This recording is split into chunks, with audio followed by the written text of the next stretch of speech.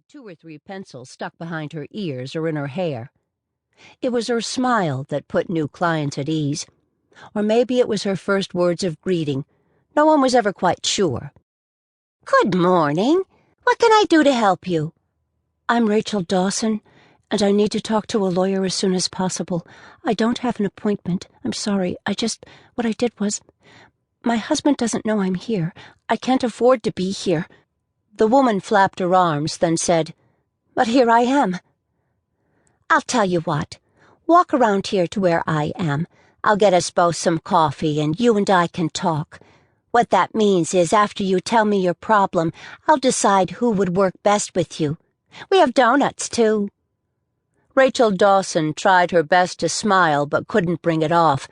Nancy could see she was fighting back tears. Settled at her desk with coffee Rachel Dawson wasn't going to drink, Nancy asked gently, "Tell me what you're comfortable telling me so all of us here can help you.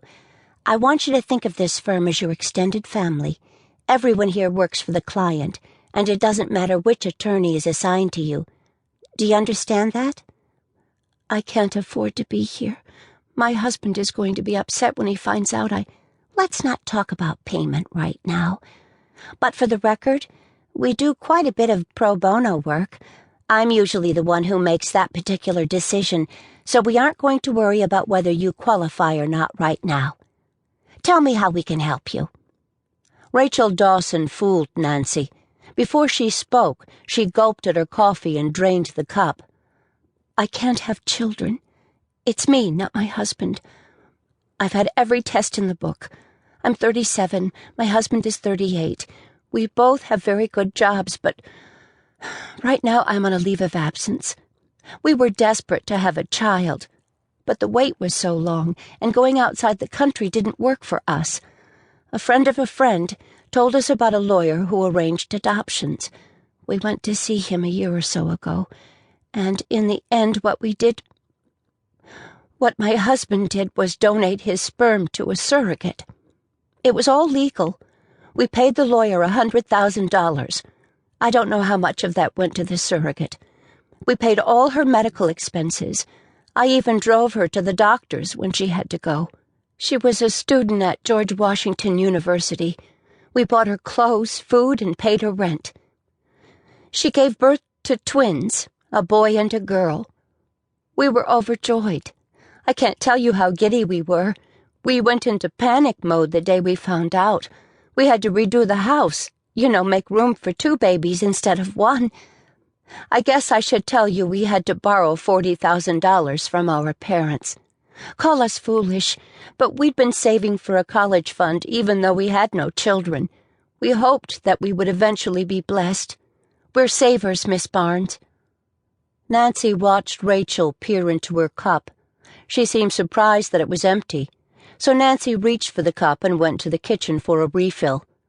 "We were so happy. It was like suddenly our life was now complete. We didn't sleep. We sat up and watched the twins sleep. I guess all new parents do that. My husband took leave, too, for a month, so I could get things working. We couldn't afford a nanny, and our parents helped out. We literally thought we'd died and gone to heaven." Rachel reached for the coffee and again drained the full cup. She set it down precisely where it had been. Nancy waited, knowing the worst was about to be revealed. She wasn't wrong. Then our world turned upside down. A letter came in the mail from a lawyer saying his client, the surrogate mother, wanted the twins back. We thought about fighting back, but we had seen cases like this played out in the media, and the birth mother always got the children. Our parents offered to mortgage their houses. We were going to cash in our retirement funds and the college fund, but we were advised not to do that. My husband talked to several lawyers, and they basically told us to move on and put it behind us. I went to the lawyer we used to arrange the adoption. I called, and he didn't call back. I went to his office, and they wouldn't let me see him. I thought about going to the newspaper, but the truth was, I wasn't strong enough mentally or physically for that kind of onslaught. You'll find out sooner or later that I had a mini breakdown. That's what they called it anyway.